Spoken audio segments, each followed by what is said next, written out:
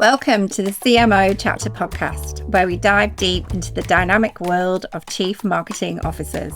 Join us as we explore the careers, insights, and strategies of top marketing executives who shape the brands we know and love. Whether you're a seasoned marketer, aspiring CMO, or simply just curious to understand what it really takes to step into the shoes of a CMO. This podcast is your backstage pass to discovering what it's like to really lead and innovate in the ever-evolving landscape of business.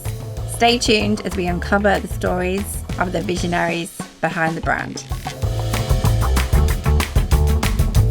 I am absolutely delighted today to announce we have a fabulous guest with us. I am introducing you all to Liana Dubois. Liana has previously been, the CMO for Nine, has had a fabulous career within media marketing. So today, Liana, I am going to get you to kickstart and please introduce yourself. Well, hello. So can I say, first of all, thank you for having me. It's really lovely to be here with you today. I appreciate the invitation to have a chat with you. Yes, hello, everyone. I'm Liana Dubois.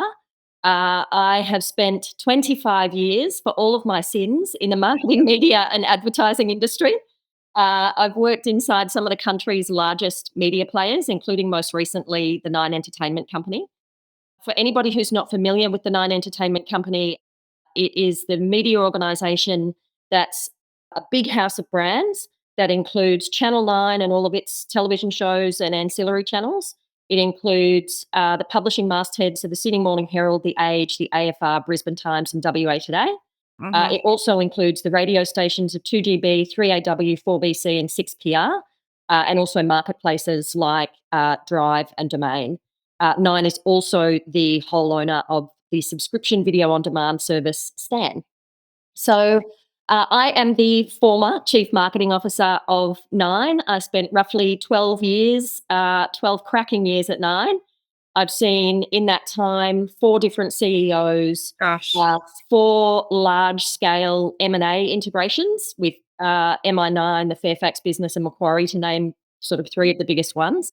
The media industry has been digitally disrupted. There's a lot of sort of global and local influence that has really transformed media organisations like Nine. Yeah. The kind of role that I had as Chief Marketing Officer, if you could explain it in one sentence, it was to grow commercialisable audiences. And really pleasingly, certainly when I had my last day at Nine, audiences were in fact in growth. And so it was a phenomenal role with an incredible house of brands. I can't wait to share some of my experiences with you. Oh, wow. What an I think you win 10 out of 10 for the best intro ever.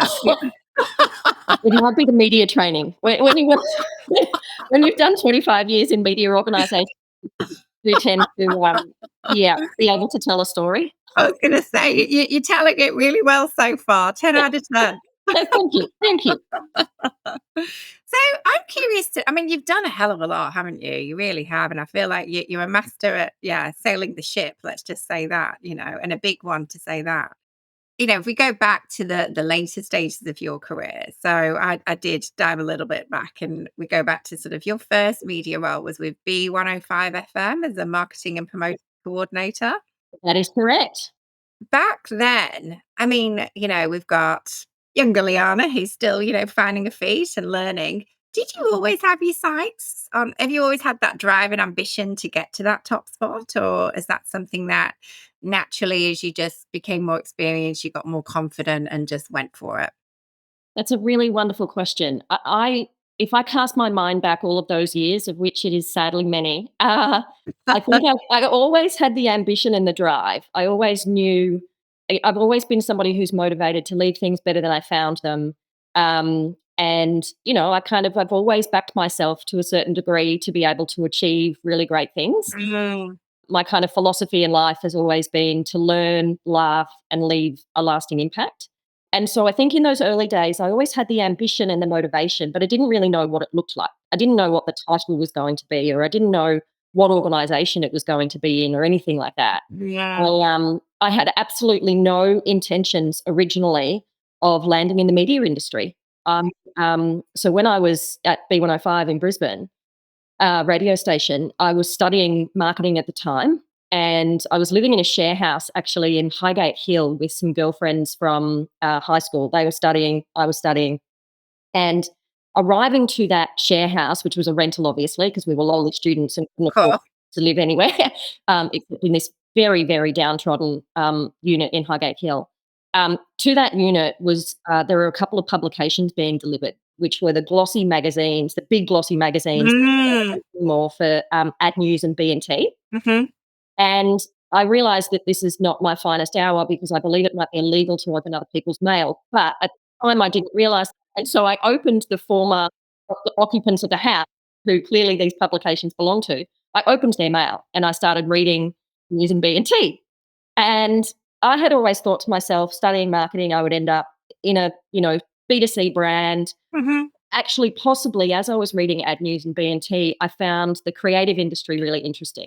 Creative agencies that, ads and brand platforms and so forth. And I'm creatively minded, but I'm not a creative. So I sort of had notions of maybe either being a client side marketer or perhaps going into a creative agency as a Mm. suit or something like that. And in a complete sliding doors moment, while I was, studying part time and working at B105, the Sydney Morning Herald, I had invested some of my hard earned money into the Sydney Morning Herald, and there was an advertisement in the Sydney Morning Herald in Sydney while I was living in Brisbane for a sales coordinator at Network 10. I Right. didn't know what that meant at the time. Um, I threw myself down for an interview and was fortunate enough to kind of land that role, and the rest of it kind of is history.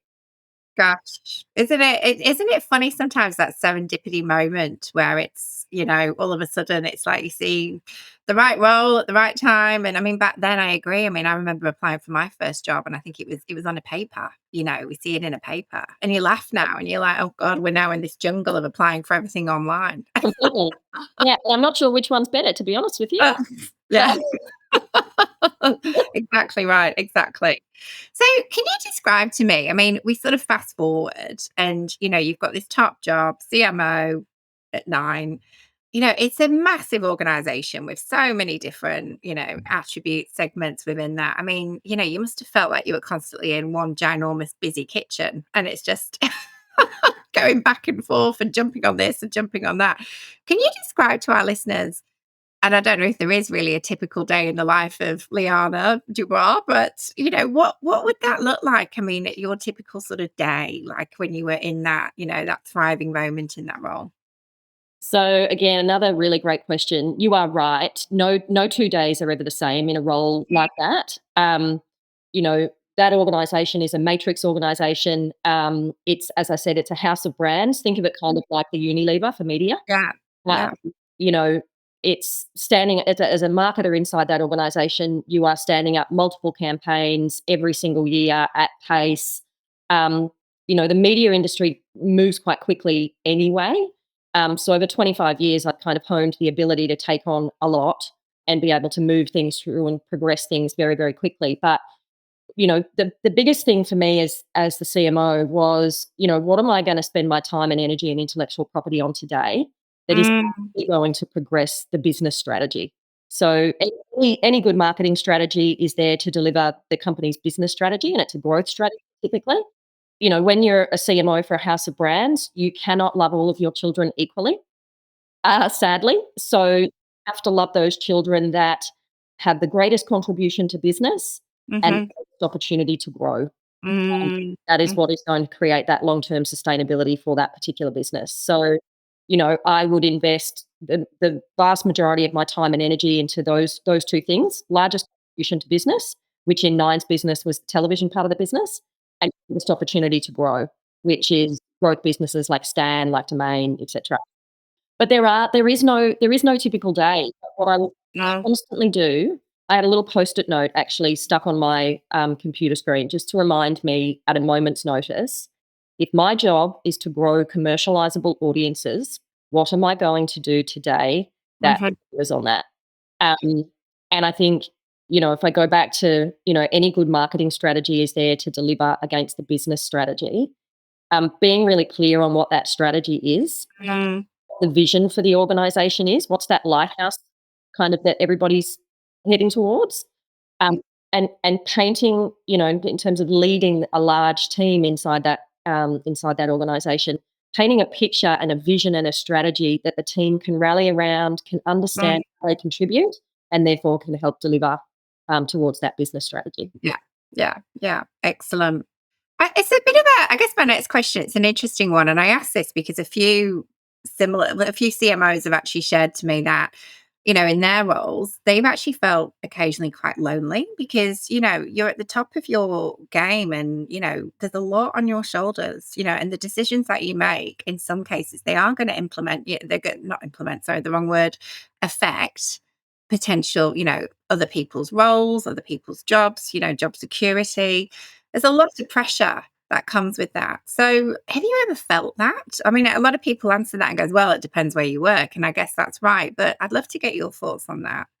I'm not sure if it does depend on where you work. I certainly have personally experienced that. It can be, I think, being in any C-suite role, you can have moments of experiencing that loneliness depending on the organization that you're in, your fellow C-suiters, the cycle that the business is going through. Is it in a growth cycle? Is it in a downward cycle? And, kind of what everybody's roles and remits are. But I definitely would say, from a chief marketing officer point of view, it can have moments of loneliness, particularly if you are operating on the remit of being the engine room and the growth driver for a business. And to be a growth driver for a business, you have to lead quite vocally. You have to potentially break down some legacy thinking, some legacy ways of operating, transform systems and processes, lead the sort of the digital transformation or the data transformation or the creative journey for the brand, all of those sorts of things. And sometimes it can be at odds with the way that things might have operated in the past. And so, certainly when I'm speaking to lots of my fellow CMOs in the Australian landscape and also globally, I think it is quite a common feeling. Not all the time, but certainly there are moments. And, you know, businesses are there to make money. I said, every business goes through a cycle, and sometimes that cycle is a growth cycle, and they're really wonderful to be a part of. But sometimes it goes through a down cycle as well, and that means downsizing, and it means cutting budgets, and it means individuals can be impacted. Mm. I don't mind saying I've had my own experience recently. I've been a leader of industry for 25 years, and unfortunately, I have had to impact individuals' roles throughout the course of that 25. It's not a nice thing to do. No. I have recently had my own role impacted. So the group Mhm. marketing officer at Nine was made redundant. Um, and so, I think it's really important for people to understand that it's a business cycle. It's not a personal thing. Um, but I think when every door closes, another one opens, and it can, for most people, I hear, and certainly it is my personal experience. For most people, I hear, when there's those sorts of impacts on the business cycle and individuals are impacted, it's often the best thing that happens. People have a moment of time to reflect uh, and to really decide where you want to give your energy and your intellectual property. Yeah, yeah, I completely agree. I think it's hard for, certainly many out there that it's the first time they're going through this. And, I always say you have to process it. You've got to just take that time. But unfortunately, it's probably not going to be the last time in your career that this happens. It'll be the first to potentially, a few times. I want to talk a bit more about leadership. So I guess, what was the skill? What was the largest size team that you managed when you were at Nine? So the largest size team would have been when I was in the commercial part of the organisation, so in the sales part of the organisation, and the largest team in there was probably 250 odd Yeah. people. Yep. Okay. So you've got a team that size. So my next question is, how on earth do you lead creativity and innovation at a team of that scale? Surround yourself with really good people that can help you do it. So it is impossible for one individual, who happens to sit at the top of the hierarchy on an org chart piece of paper, to individually lead 250 people. What you can do as an individual leader is paint that vision and that strategy and articulate it in a very compelling way. Tell a story about where that team of 250 people are going and what their contributions are, how they can contribute to where the company is headed. And you can communicate that at scale, practically in things like town halls or offsites or all of those sorts of things. But I think most importantly for leaders is leadership is a team sport. My view has always been to employ, to recruit people around me in my leadership team who are better than me at something. Yeah, brilliant. Make sure that they've got the tools and the resources and the remit and the mandate to do what it is that they have been employed to do. And then really as their leader, as I said, it's my job to paint them a picture, a clear vision and strategy of where they're headed. And then with the knowledge that they've got the remit, the mandate, and the tools and resources, it's really then my job to empower them to do what they do. And they're going to lead more deeply into that 250 strong team. And again, something I've always personally subscribed to, my job then as the person, the throat to choke, if you will, that sits at the top of the org, it's then my job to make sure that I stand beside them if that is what is required at that moment in time, because I back what it is that they're, I acknowledge what it is that they're doing, or I stand behind them if they need to be pushed forward and recognised for something that they've done and achieved, or I'll stand right in front of them, depending on what's coming down the line. Yeah. That's really the role of a leader if you are really comfortable and confident in employing people that are better than you at something. Yeah. Look, I think you're talking my language there, 100%. Absolutely. And I think, really, I think, sharing what you've just shared there, shining a spotlight on what good leadership is, it's just so important because nowadays, as you can imagine, I speak to so many people every day that they do lead roles because they don't like their leader and they've got bad leadership. And I think, look, in some cases, is it you? Is it them? I mean, it's always going to be a bit of both, I think, to a degree. But I think, advocating, what good leadership really is and what it means is just so important these days. Yeah, and I think there's lots of, global research and white papers and so forth that talks to that exact point, that individuals don't often leave a company, they leave a company with poor leadership. And whether that's their direct manager or whether that is just the leadership of the company and the direction of the direction for that company to be going, or is it just sort of fumbling its way through life? Believe it or not, that can be a very real thing in business. But I think if I think about the future of leadership, for me personally, I think the days of the Industrial Revolution style leadership around command, control, you know, 5 days a week in the office, all of those sorts of things, for me, I think are a thing of the past. And I think, individuals that can't evolve beyond that leadership style are potentially going to be challenged in their future roles. Yeah. I think about, the digital world around us, how technology is advancing, how digital transformation is advancing.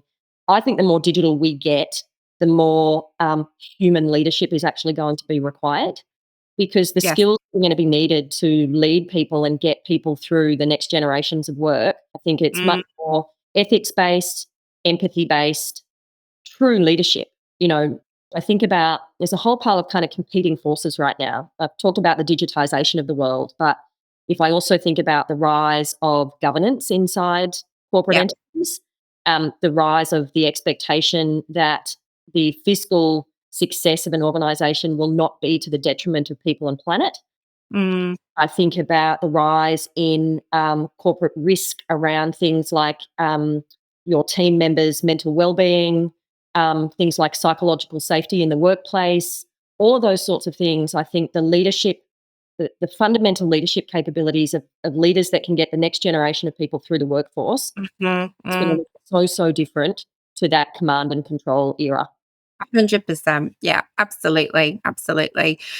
And I think this is it. I actually went to a seminar yesterday with Australian Marketing Institute, and they were saying how, from a leadership perspective, you absolutely have got to lean into that new generation coming through, not work against them, work with them, and if anything, learn from them. That's going to be the big one. Learning's a two-way street, right? Like the next gen, I think about the team that I've had, they vary in age, from Mm, 68, to be fair. But I think about the learnings that can be taken from that next generation. And, the expectations of the next generation of the workforce coming through is fundamentally different.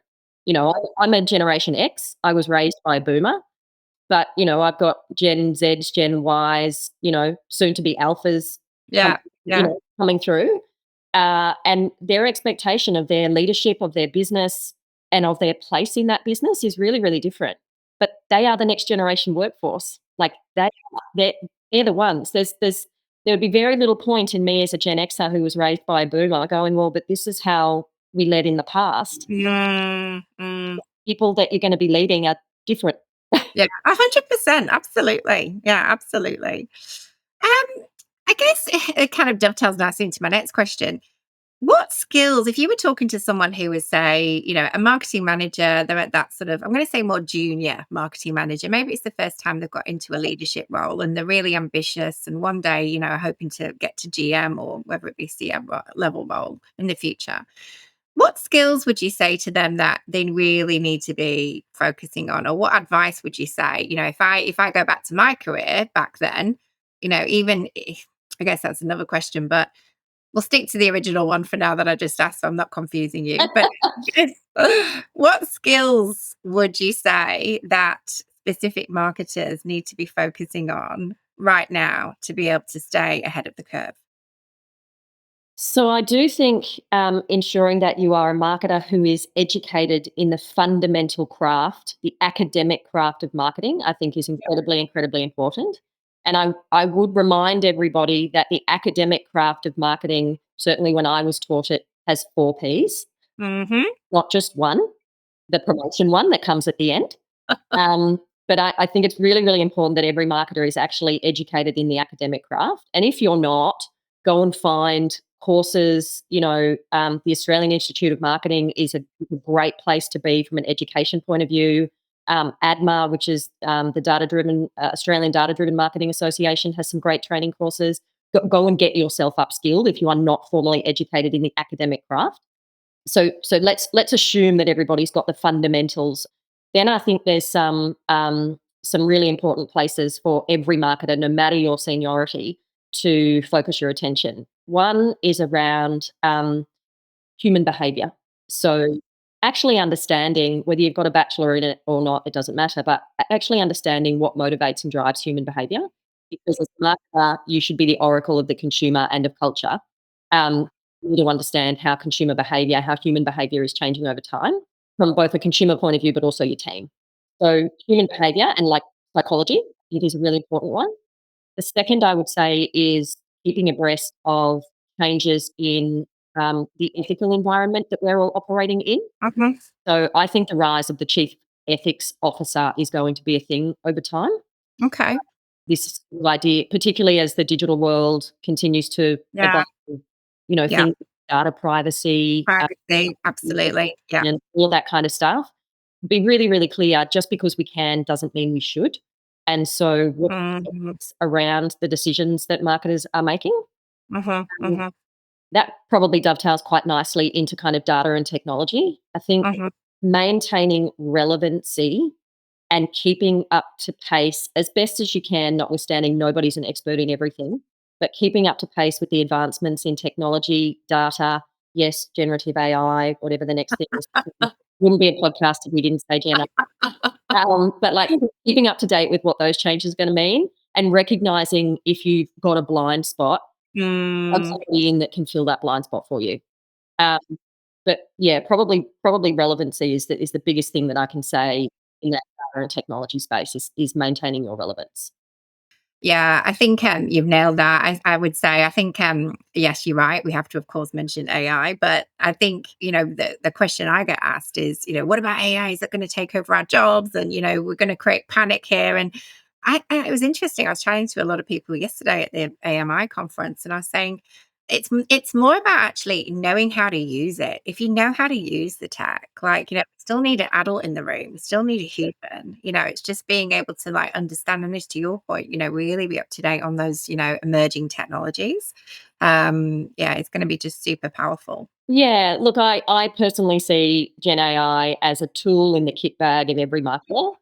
Um, knowing how to use it, knowing how to prompt it to get the most out of it is going to be critically important. Like prompt engineers are going to be a thing. They're already a thing. But Gen AI so far has shown itself to be factually quite incorrect. Because if you think about Gen AI, like it's Bayesian, it scrapes the internet for everything that is historical. It's not actually casting its mind yet, maybe, I don't know, into the future. I listen, I had the privilege of going to Cannes last year for the Cannes Lions Festival of Creativity. And I sat and listened to a panel discussion around Gen AI. And there was one particular gentleman whose name is currently escaping me. He was the ECD at a creative agency in Milan. And he talked about this idea that Gen AI could not create Beethoven's ninth by listening to the fourth and the fifth. And I love that idea because Wow. Beethoven had to age. He had to experience more of life Mm. to suffer arguably more trauma. He had to, have emotional experiences that enabled him to write Mhm. to compose the ninth, and the Mhm. fourth would never have got in there. Yeah, of course. Yeah. And so I think that's a really interesting way to look at it. Mm. Do see Gen AI doing much more than just the efficiency job that everybody is kind of focused on right now. Like there's a massive efficiency play, let's be clear. I Yeah. wrote a business plan yesterday, in minutes. It's wild. Um, but it will go far beyond efficiency. I actually Yeah. think from a creative standpoint, there's some really interesting things already happening. It's Gen AI has been talked about a lot in terms of its ability to hallucinate. They talk about Okay. hallucinations, and I think the hallucinations are a really interesting place for creatives to go play for, out of the box thinking or, that kind of divergent thought before you get convergent. Yes. I think Yeah. there's some really interesting things. There's also some incredible creative work already being, developed with Gen AI, but it's just a tool in a marketer's kit bag. Yeah, you're so right. Absolutely. I mean, someone shared with me the other day, oh, you can do chat GPT imaging now. And it was quite interesting because I'm thinking, God, how stereotypical are some of these images that are coming out? I became a size 6 with, really dark. I had this all of a sudden fabulous body. I'm thinking, oh my God, like, Yeah. sure, it's not right. So that is definitely a thing. That is there are plenty of examples of companies that have come a cropper using tools of that nature and haven't put a human eye over it to go, Yeah. hang on a minute, is that right? The other thing that I think is really interesting from a marketing point of view for marketers to be considerate of, and for the organizations that they're operating in to be considerate of, is in a world where everybody is using the same tools, everybody's got chat GBT, everybody's got, whatever all of the other ones are, runway, lots of the image or video creation tools, when everybody's got those same tools. Be very, very careful of the sea of sameness that can be created. Yes. Mm. And I think human creativity cannot be replaced in that regard, in terms of making sure that whatever you are creating is in the is in the image of your brand, your tonality, your all those things that go into the fundamental academic craft of marketing. Be very, very careful of the sea of sameness when we've all got the same tools to use. It will Yeah. come down to who's got the best prompt engineers and who is working with proper creatives, and I mean ECD and the like, proper creative humans to add incrementality using these tools, but Yeah. give all of it over to these tools to do, because everybody will look the same.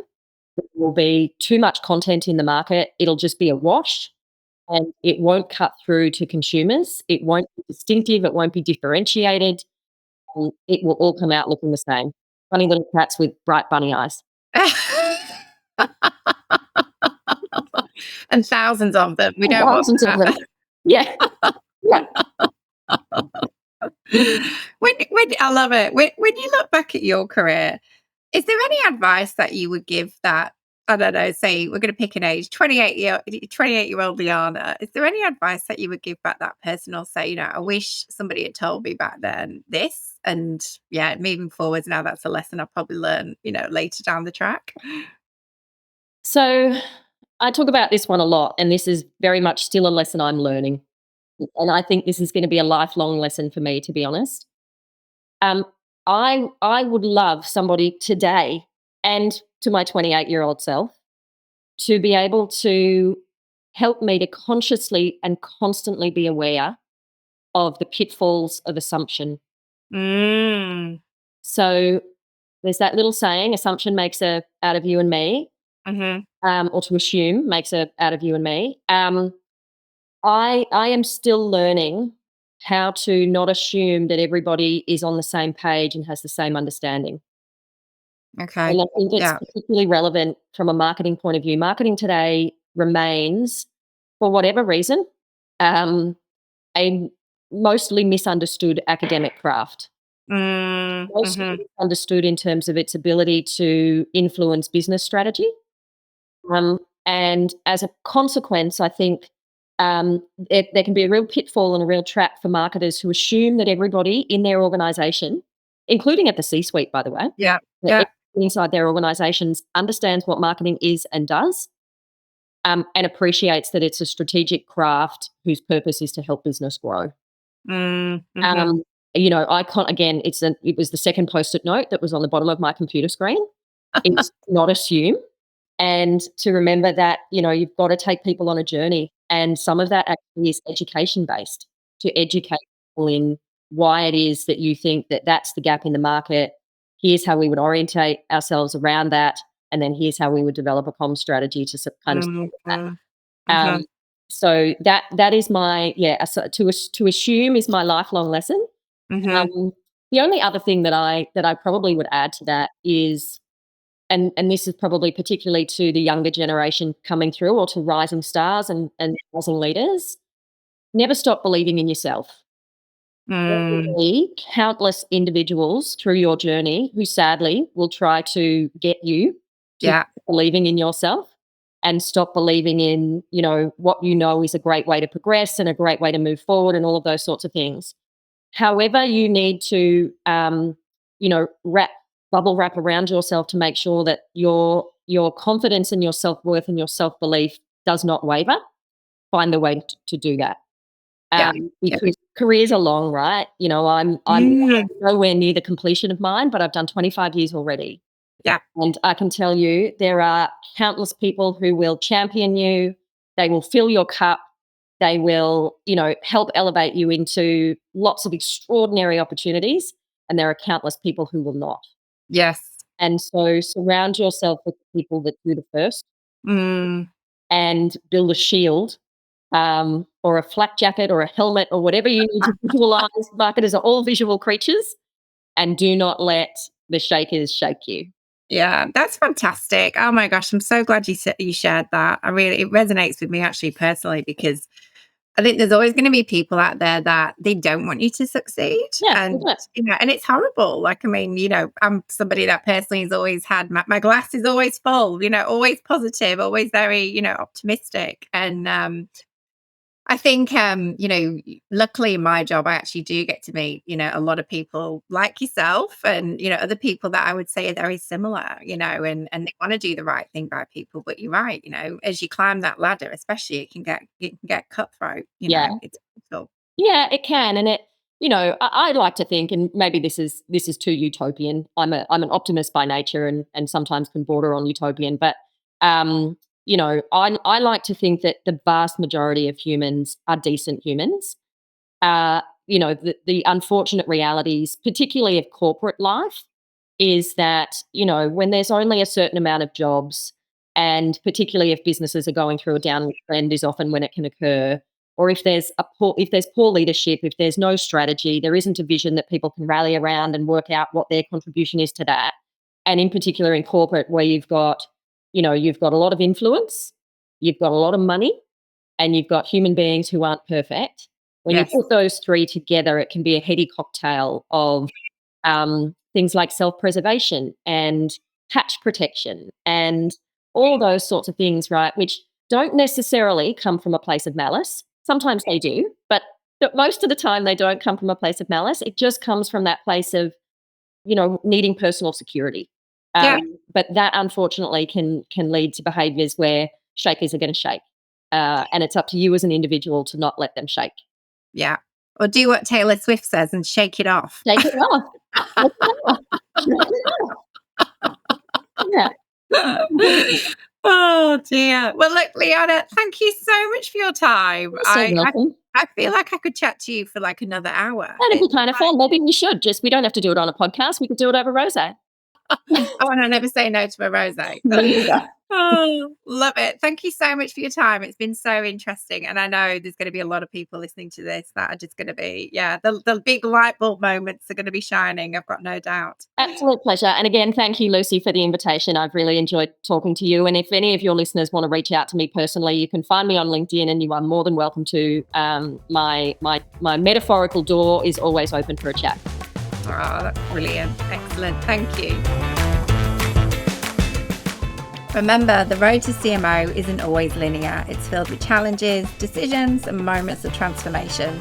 Whether you're charting your course or navigating a career shift, the experiences, wisdom shared today, as with our guests, is invaluable.